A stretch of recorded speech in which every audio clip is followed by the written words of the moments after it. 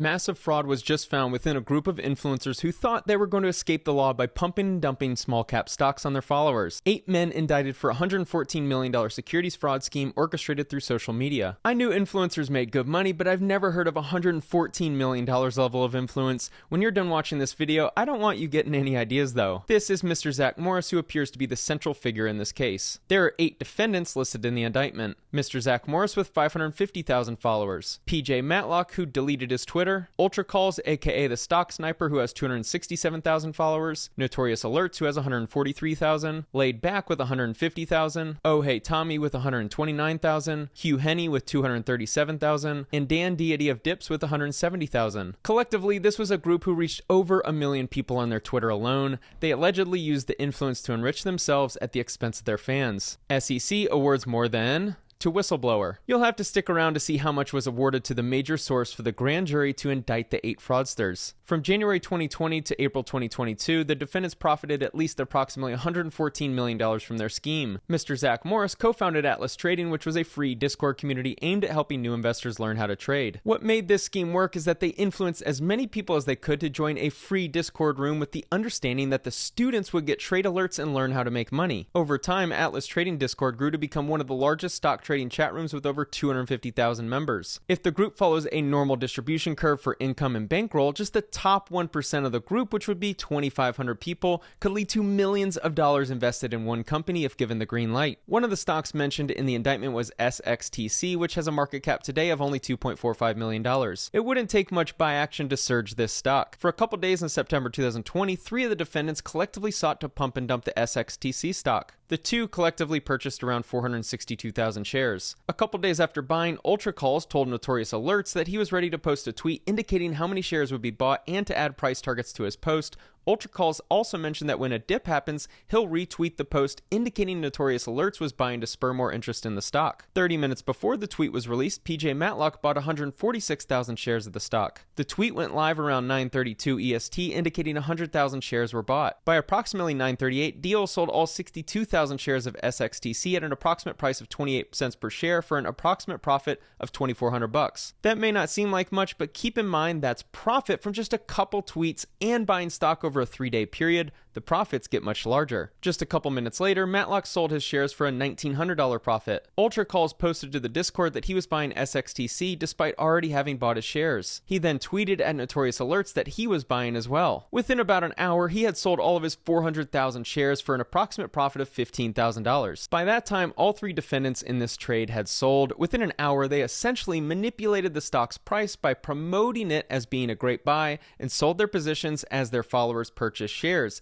This is just the start. This guy, Hugh Henney, joined the fund for a stock called TRCH. TRCH is a stock trading at $140 today, whose market cap is only $514 million. These 5 collectively purchased 965,000 shares of TRCH at an average price of $1.83. 3 hours after buying, Henney tweeted that he was swing trading TRCH. A few minutes later, the crew collectively sold 214,000 shares at an approximate price of $2.09. 10 minutes later, the crew had collectively sold another 286,000 shares while tweeting that they were buyers and the stock had potential for big upswing. Within a couple hours, Henney had sold his entire position of 196,000 shares for a profit of around $166,000. Hugh presents himself as a Wolf of Wall Street type that runs a capital management firm. Just looking at his Instagram bio picture, you know this is the type of dude who jerks off to pictures of mansions in the Hamptons on Zillow. Hugh posted to his Instagram a picture of him holding a $20,000 check to the University of Reno Foundation with the description of "I want to leave a legacy." He certainly will leave a legacy, just not for the reasons he expected. Matlock sent out a couple tweets indicating he was buying 100,000 shares of TRCH and he believed it was a stock headed for $10,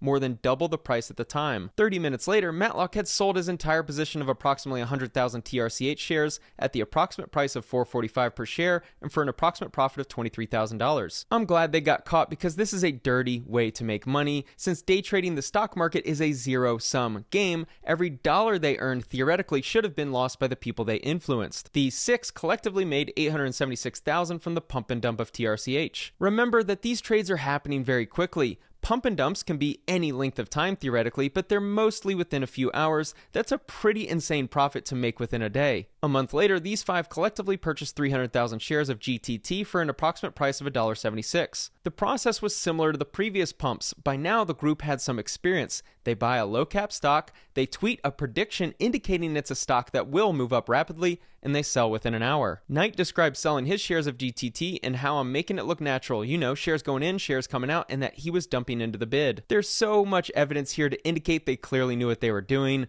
We'll discuss in a minute, but the punishment for these types of crimes are pretty serious, especially when this next evidence is presented. Knight said his first buy was $35,000 and then $7,500. The source said he just doesn't want to get caught. Knight responded, "Get caught?" The source said he wants to do it the right way. Knight responded, questioning the right way. "We're robbing flippin' idiots of their money." This is just one defendant's words, but I can imagine a majority of the crew felt the same way. You can't manipulate small cap stocks and dump shares right after tweeting to a large audience that you're buying and holding without knowing what you're doing. In the same recorded conversation, like what Rybarczyk does is he alerts it, and then like 5 minutes later, all his little minions start like retweeting it and saying added with him, so it like builds the hype back up. It happens every single time. They have this stuff down to a flippin' science. It's great. Given the fact they made millions doing this, they clearly had it down to a science. What they couldn't predict is a whistleblower with a conscience. The collective made around $200,000 from GTT. The next company targeted was Surf. Hennessy sold his remaining 10,000 shares of Surf for an approximate profit of $125,000. The collective made nearly $400,000 from Surf. ALZN was next with a small market cap of only $93 million. Keep in mind that these stocks have a low daily trade volume. If there's only 100,000 traded daily, then a huge surge of $50,000 buy signals from this group would pump the stock. These 4 made $212,000 from pumping and dumping ALZN. UPC was next with a $32 million market cap. Cooperman tweeted that he was holding 50,000 of UPC overnight with a picture of his 50,000 shares. A user responded commenting saying, "Dude, you were a joke, you already dumped." Cooperman responded, "Okay, haha, crazy how the tape doesn't show a 50K dump anywhere, haha." 10 minutes after his tweet, Cooperman did in fact dump his 50,000 shares. These 4 made a collective $365,000 from pumping and dumping UPC. ABVC was next. In between continuing to sell more shares of ABVC, Rybarczyk falsely claimed in a tweet, "ABVC near entry now, holding 300K full." Rybarczyk just so happened to sell his 303,000 shares for a profit of nearly $60,000. Rybarczyk lied, claiming he was a bag holder and falsely maintained that he holds his word and doesn't dump on anyone. CEI stock was next. It's really interesting reading the indictment and seeing moments where the crew really wanted a pump to occur, so they would post numerous times about the potential of a stock, almost like they were forcing it to happen. Just one more tweet and we'll get it to pump must have been their mindset. The CEI pump and dump wasn't too profitable for PJ Matlock as he only made $165. Cooperman tweeted, "When me, Mr. Zach Morris, Notorious Alerts, Laid Back are in something, you strap your flippin' boner pants on and you say thank you, CEI." To be fair, if you were given alerts when this crew was going to begin buying, then you could thank them because you'd make a lot of money. I would not recommend participating in a pump and dump scheme because, as you see with these guys, you're eventually going to get caught. The crew made a collective $5.462 million pumping and dumping CEI. Making nearly $5.5 million in 3 months is why these types of pump and dump groups exist. Some people have no issues with the moral and ethical dilemma of this scheme. The ringleader, Mr. Zach Morris, made a killing on DATS, selling half of his shares for a profit of $715,000. He made another $81,000 from dumping his 1.1 million shares of BBI. All it took was another tweet for him to be able to fully exit his position in BBI and profit $125,000. Zach tweeted the other day, "I love my homies on here. The rest of you can keep swinging on my nuts." Zach Morris faces up to 35 years in prison while the other members face up to 25 years. The group has to forfeit all of the properties they're known to own. The list is pretty long. Here's one of the houses purchased from the pump and dump scheme. It's a beautiful house in the Woodlands, Texas, a suburb outside of Houston. This beauty was another house purchased from the funds illegally obtained from the pump and dump scheme. This house is located in Montgomery, Texas, and is worth somewhere in the ballpark of $4.2 million.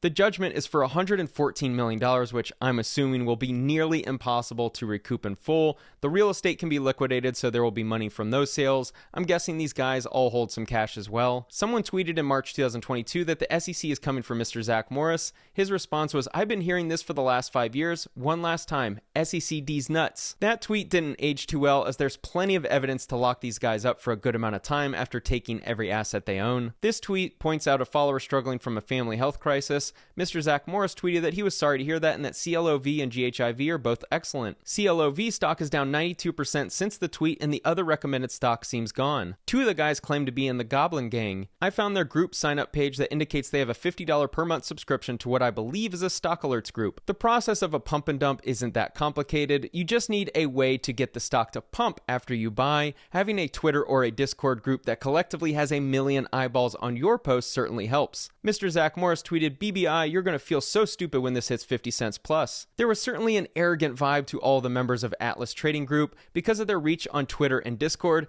they could almost always be correct about a stock gaining in price. The answer to the trivia question was the whistleblower will make $20 million for sending info on the group. I'm curious to see how payouts work because I'm assuming it's based on how much is collected, because it brings up an interesting moral dilemma. If they're only able to recoup, let's say, $30 million of the $114 million owed, and the whistleblower keeps most, really it should go back to the victims. Here's a tweet showing PJ Matlock with his hands up in front of his house. It's the player that you love to hate. All my tweets are just my opinions. I'm still not a financial advisor. Parody account. Thankfully, he said he's not a financial advisor, or else he'd be facing the possibility of spending the next couple of decades in prison. Thanks for watching.